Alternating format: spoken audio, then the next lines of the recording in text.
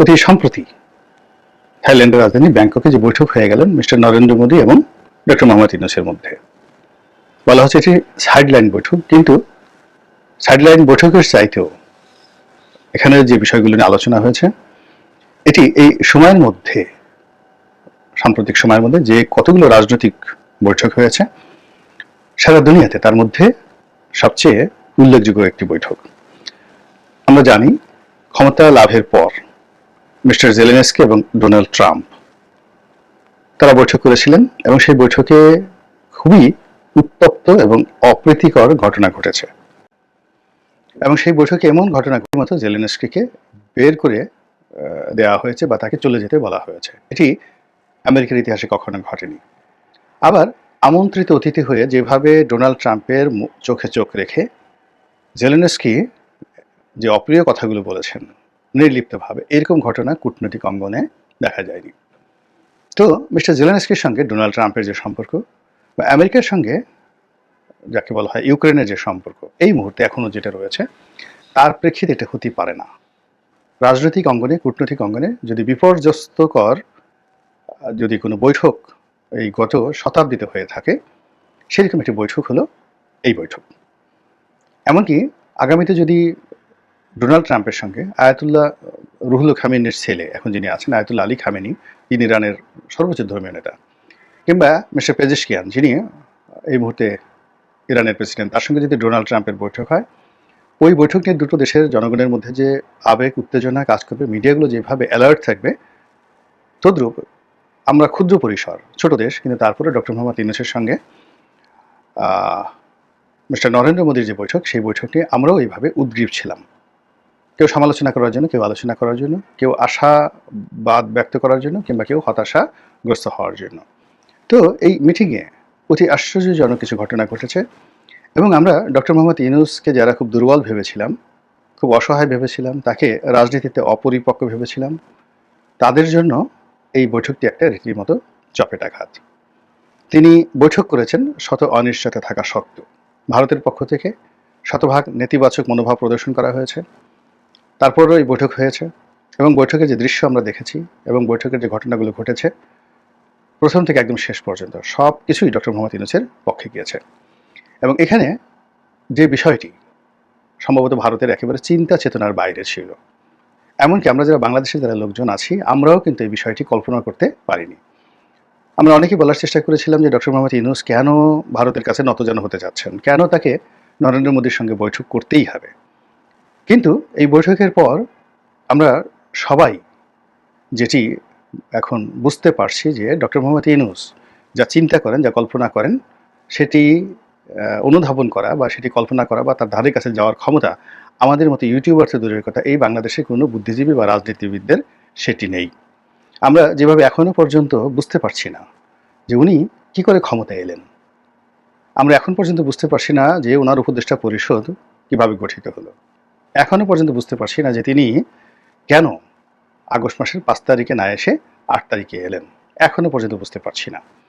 আবার তিনি কি করবেন, কবে যাবেন, ইলেকশন কি দেবেন নাকি দেবেন না, তিনি কি এখনকার মতো এইভাবে সহজ সরল থাকবেন, নাকি শক্তিশালী হবেন এবং বাংলাদেশের যে সমস্ত মানুষ ডান্ডা থেরাপিতে বিশ্বাসী, অর্থাৎ পশ্চাৎ দেশে বাড়ি পড়লে যারা আব্বা আব্বা করে ডাকে, তো এই ধরনের যারা রাজনীতিবিদ রয়েছেন তাদের সঙ্গে তিনি আগামীতে কী আচরণ করবেন, এইগুলি নিয়ে যখন আমরা হিসাব মিলাতে পারছি না এবং তাকে একজন সাধারণ দুর্বল মানুষ হিসেবে নিজেরা বলার চেষ্টা করছে যে আমি রাস্তায় নামলে তার অবস্থা থাকবে না, আমি বললে তার কাপড় চোপড় থাকবে না, ইত্যাদি নানা রকম যখন অহংকার দেখাচ্ছি, ঠিক সেই সময়টিতে মিস্টার নরেন্দ্র মোদীর সঙ্গে তার এই বৈঠক এবং বৈঠকের যে আলাপ আলোচনা, সেই আলাপ আলোচনা ভারতের পক্ষ থেকে যাই বলা হোক না কেন, যতটুকু বলা হয়েছে, আমরা বাংলাদেশের কোনো ন্যারেটিভ আমরা ধরলাম না। শুধু ভারত যে বিষয়গুলো বলেছে সেইগুলোর মধ্যে একটা বিষয়কে আমরা উল্লেখ করব, সেটি হলো তিনি মিস্টার নরেন্দ্র মোদীকে চোখে চোখ রেখে বলেছেন শেখ হাসিনাকে ফেরত দেওয়ার জন্য। এটা হলো ভারতের ন্যারেটিভ, এটা স্বীকার করা হয়েছে, এই বিষয়ে আলোচনা করা হয়েছে। আর বাংলাদেশের পক্ষ থেকে যেটি বলা হয়েছে বা বলা হয়নি বা আমরা আন্দাজ করি, তিনি স্পষ্টতই তার বিরক্তি, শেখ হাসিনা যে ভারতে রয়েছেন, নরেন্দ্র মোদীর আশ্রয় দিয়েছেন, এটিতে তিনি তার বিরক্তি ফুটিয়ে তুলেছেন। এবং ভদ্রলোকের আলাপ আলোচনার মধ্যে আসলে খুব একেবারে খোঁচা দিয়ে বলার দরকার নেই। এইভাবে তিনি তার চোখ, তার মুখ, তার অভিব্যক্তি এগুলো প্রকাশ করে যদি তার যে নোট অফ ডিসেন্ট বা নোট অফ অ্যারোগ্যান্স এর মাধ্যমে তিনি প্রকাশ করতে পারেন তিনি পছন্দ করছেন বা করছেন না এই বিষয়গুলো। তো নিঃসন্দেহে নরেন্দ্র মোদীর সামনে বসে শেখ হাসিনার প্রসঙ্গ তোলা একটা দুঃসাহসিক বিষয় যেটি তিনি দেখিয়েছেন। দ্বিতীয়ত এই বিষয়টি আলাপ আলোচনা করার ফলে কেবল বাংলাদেশ নয় বিশ্ব মিডিয়াতে রীতিমতো তোলপাড় শুরু হয়েছে এবং শেখ হাসিনার যে বিষয়টি সেই বিষয়টি নিয়ে এখন ভারতকে বিশ্ব মিডিয়ার কাছে জবাবদিহি করতে হবে যে তিনি কিভাবে আছেন, কোন অধিকারে আছেন, কেন আছেন, এই বিষয়গুলো ভারতকে এখন বলতে হবে। দ্বিতীয়ত ডক্টর মোহাম্মদ ইউনূস তাকে ফেরত চেয়েছেন। এখন কেন ফেরত দেওয়া হবে না কিংবা কেন ফেরত দেওয়া হবে ইত্যাদি বিষয়গুলো নিয়ে আলোচনার একটা দ্বার খুলে গেল এবং এটা বাংলাদেশে নয়, এটা আন্তর্জাতিক গ্লোবালি এটা খুলে গেল এবং গ্লোবাল মিডিয়াকে ম্যানেজ করার জন্য ডক্টর মোহাম্মদ ইউনূসের যে যোগ্যতা রয়েছে ফলে এখানে অনেক কিছু হবে। New York Times, Washington Post থেকে শুরু করে the Telegraph, the Sunday Times, the Economist, Time magazine, Far Eastern Economic Review থেকে শুরু করে এমনকি যদি বুমবার্গেও শেখ হাসিনাকে নিয়ে নরেন্দ্র মোদীকে নিয়ে কোনো রিপোর্ট আসে ডক্টর মোহাম্মদ ইউনূসের যাকে বলা হয় সেখানে তার ইনফ্লুয়েন্সে আমরা খুব আশ্চর্য হব না। কিংবা বিশ্বের সমস্ত নোবেল লরিয়েট বা মানবতাবাদী যে সংগঠনগুলো আছে তারা যদি সেই ওয়াশিংটন পোস্টে বিজ্ঞাপন ছাপায় যে শেখ হাসিনার বিচার হওয়া উচিত মানবতা বিরোধী অপরাধের জন্য বাংলাদেশে অথবা আন্তর্জাতিক যে অপরাধ ট্রাইব্যুনাল রয়েছে, বাংলাদেশ সেটা নয়, যেটিকে ইন্টারন্যাশনালি হেগে যেতে রয়েছে আন্তর্জাতিক অপরাধ আদালত, তো সেখানে শেখ হাসিনার বিচার হওয়া উচিত, এইরকম যদি একটা বিজ্ঞাপন ছাপা হয় কিন্তু রিপোর্ট ছাপা হয়, আল জাজিরা যদি একটা রিপোর্ট করে শেখ হাসিনার বিরুদ্ধে, নরেন্দ্র মোদীর বিরুদ্ধে, সবাই আশ্চর্য হলেও আমি অন্তত আশ্চর্য হব না। কেননা এই ঘটনার ফলে আমার কাছে মনে হয়েছে যে অনেক কিছুই আমাদের জন্য অপেক্ষা করছে। তো যাই হোক, নরেন্দ্র মোদীকে ডক্টর মোহাম্মদ ইউনূস বলবেন যে শেখ হাসিনাকে আমরা ফেরত চেয়েছি, ভার্বাল নোট পাঠিয়েছি, তাকে কেন দেওয়া হচ্ছে না, এক, বা তাকে বাংলাদেশে পাঠানোর জন্য তিনি অনুরোধ করেছেন। তো এটি ভারতের জন্য একটা বিরাট চপেটাঘাত, বাংলাদেশের জন্য এই মুহূর্তে যারা সরকার চালাচ্ছে তাদের জন্য একটা বিরাট সফলতা। তৃতীয়ত, এই বৈঠকে এই আলাপ আলোচনার ফলে শেখ হাসিনাকে নিয়ে ভারতীয় পার্লামেন্টে আলোচনা হবে এবং নরেন্দ্র মোদী বিরোধী যারা লোকজন রয়েছেন ইতিমধ্যে অনেকেই শেখ হাসিনার ব্যাপারে মুখ খুলেছেন। তারা শেখ হাসিনা কেন, কোন অধিকার বলে সেখানে আছেন এবং শেখ হাসিনার জন্য কেন বাংলাদেশের সঙ্গে সম্পর্ক খারাপ করব এবং বাংলাদেশের সীমান্তে এই মুহূর্তে যা কিছু ঘটছে কিংবা বাঙালিরা যেভাবে ভারতের পরিবর্তে চীন দেশে চলে যাচ্ছে, ইরানে যাওয়ার জন্য চেষ্টা করছে, তারপরে পাকিস্তানে যাওয়ার চেষ্টা করছে চিকিৎসার জন্য, ব্যবসা বাণিজ্যের জন্য, এটা ভারতের যে ব্যবসায়ী সম্প্রদায় রয়েছেন তাদের সবাইকে বিক্ষুব্ধ করে তুলেছে এবং এগুলো নিয়ে মিস্টার নরেন্দ্র মোদীর উপর নিদারুণ একটা চাপ প্রয়োগ করার চেষ্টা হবে আগামীতে এবং যা কিনা শেখ হাসিনাকে সামাল দেওয়া খুবই কঠিন একটা বিষয় হবে।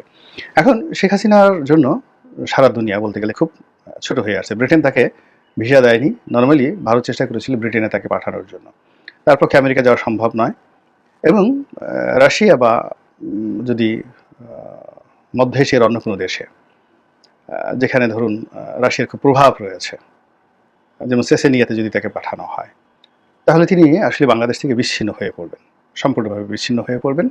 আবার তাকে যদি বাংলাদেশে ফেরত পাঠানো হয় যে কোনো চাপের কারণে, যদি ডক্টর মোহাম্মদ ইউনূস এই সময়টিতে হঠাৎ করে নরেন্দ্র মোদীর সামনে গিয়ে এই কথা বলতে পারেন, এটি বলার আগে আমাদের যে বিশ্বাস এবং আস্থা যে পর্যায়ে ছিল যে এটা উনি বলতেই পারবেন না, এটাকে যদি আপনি 100 নম্বর দেন তাহলে, বা আশ্চর্যজনক 100টি চিহ্ন দেন, তাহলে আগামীতে ডক্টর মোহাম্মদ ইউনূসের কূটচালে ভারত বাধ্য হয়ে শেখ হাসিনাকে ফেরত দেওয়া, এটি এই এখন যে ঘটনাটি ঘটেছে তার অর্ধেক আশ্চর্যজনক, অর্থাৎ আগামীতে ঘটতে পারে। তাহলে ভারত যদি শেখ হাসিনাকে বাংলাদেশের নিকট প্রত্যার্পণ করে, আপনি ধরে নিতে পারেন যে ডক্টর মোহাম্মদ ইউনূস আগামী যতদিন জীবিত থাকবে, আগামী 10-15 বছর, 20 বছর তিনি নির্বিঘ্নে ক্ষমতায় থাকতে পারবেন। আর বিএনপি এবং অন্যান্য দল যারা নির্বাচনের জন্য বড় বড় কথাবার্তা বলছেন, তারা নির্বাচনের তো দূরের কথা, নির্বাচনের ন বা ইলেকশনের এটি উচ্চারণ করার সুযোগ পাবেন না। শেখ হাসিনা আসার সঙ্গে সঙ্গে তাকে যদি আনতে পারেন ডক্টর মোহাম্মদ ইউনূস, তার বিচার প্রক্রিয়া নিয়ে টোটাল রাজনৈতিক অঙ্গনে এমন একটা পরিবেশ পরিস্থিতি তৈরি হয়ে যাবে, সেই পরিবেশ এবং পরিস্থিতি সামাল দেওয়ার জন্য সরকারের সমস্ত মেশিনারিজগুলো সর্বশক্তি নিয়োগ করবে এবং সেই শক্তি দ্বারা বিএনপিও ক্ষতিগ্রস্ত হবে। ফলে বিএনপি আপন প্রাণ বাঁচার তত্ত্বে তারা এতটাই ব্যস্ত থাকবে যে ইলেকশন নিয়ে চিন্তাভাবনা করার সময় আসবে না। তো এরকম একটা পরিস্থিতিতে শেখ হাসিনা কি বিপদে পড়বেন? আওয়ামী লীগদের মধ্যে কি কান্নার রোল পড়বে? আওয়ামী লীগ এই পরিস্থিতি কিভাবে সামাল দেবে এটা কিন্তু দেখার বিষয়। যে জিনিসটি অফিসিয়ালি বলা হয়েছে কি হয়নি আমরা বলতে পারি না। তবে ডক্টর মোহাম্মদ ইউনূস বাংলাদেশ থেকে একাধিকবার ইতিপূর্বে বলেছেন যে শেখ হাসিনা ভারতে বসে যে সকল কথা বলেছেন তা যদি ক্রমাগতভাবে বলতে থাকেন তাহলে বাংলাদেশ এবং ভারতের সঙ্গে যে বন্ধুত্ব এটি হবে না।